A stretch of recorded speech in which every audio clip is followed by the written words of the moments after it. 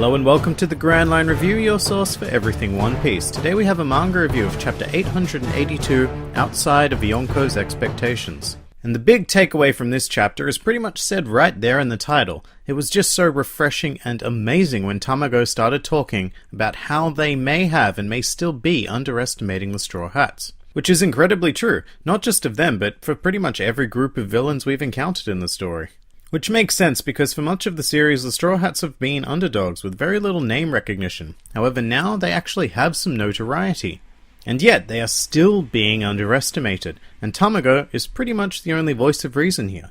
My absolute favourite line of his this chapter is when he says that an arrogant ruler will have the rug pulled out from under them if they aren't careful. And we've actually seen this happen in recent times. Doflamingo is the perfect example of this. He was extraordinarily powerful, and really, let's be honest, he probably shouldn't have lost to the Luffy-Law Alliance during the Dressrosa arc. However, he consistently underestimated both of them, as well as everyone else who was after his head at the time, so they were able to gradually build up a force capable of capsizing Doflamingo's rule, as well as give Luffy the opportunity to smack him down. And you'd hope that the same thing wouldn't be true of the four emperors. I mean, they surely didn't get to where they are through power alone, and they absolutely must have less of an arrogant mindset. Or at least, they must have in the past. After ruling the seas for so long, perhaps they have become simply arrogant. And when I say they, I refer to two of the emperors in particular, those being Big Mom and Kaido. The two of them simply do not believe that they are capable of losing,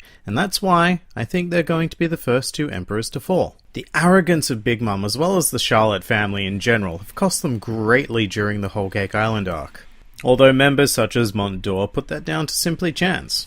If it weren't for the more careful members like Katakuri and Tamago, the devastation of Whole Cake Island would surely be significantly worse. But still, even if Big Mom comes out of this with her status intact, I feel like Tamago's quote is still very applicable to Kaido. There is no doubt that he is the most powerful creature in the world, but he's arrogant as hell. And him underestimating what is about to come his way could definitely pull the rug out from under him.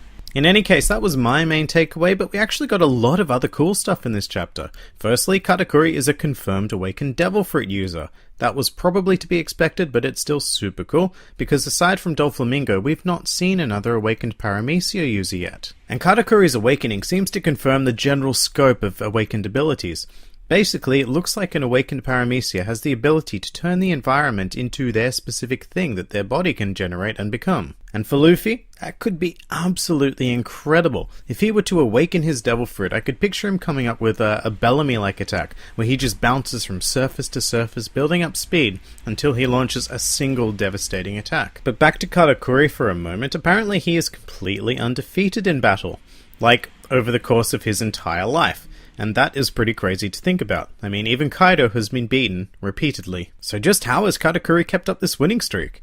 I mean, maybe he's just never left Totland, or maybe he's an absolute boss, the likes of which even Jack would not be able to stand up to. But despite his dominance, it looks like this battle is mentally getting to Katakuri. He remarks that it's actually quite stressful having so many of his attacks dodged, which he isn't used to. And you know what? I know I said before that Katakuri was one of the more careful members of the Big Mom Pirates, but what if Tamago's quote applied to him as well?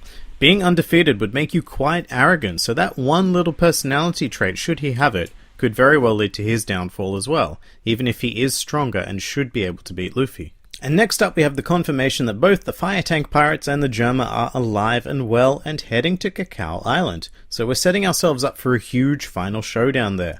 Who would have thought that that stupid little town would have become such an important site when we first arrived there? Meanwhile, Big Mom has become distracted and is heading towards the Nut Island, which is great. I'm glad her madness is finally starting to become a negative trait on this chase. But really, that pretty much does it for this week. It was a very important chapter, not so much for moving the story along, but for signaling that the Big Mom Pirates are actually crumbling from the pressure being applied to them by the various forces against them. Even in this chapter, they gravely underestimated the Germa Kingdom, losing a huge chunk of their forces. And now I'm super keen to see all the pieces in place for a final showdown. So I think with that, we'll go ahead and wrap this up. If you enjoyed this video, then please feel free to like, favorite, or subscribe, and please do comment with your thoughts on the chapter. This has been the Grand Line Review, and I'll see you next time.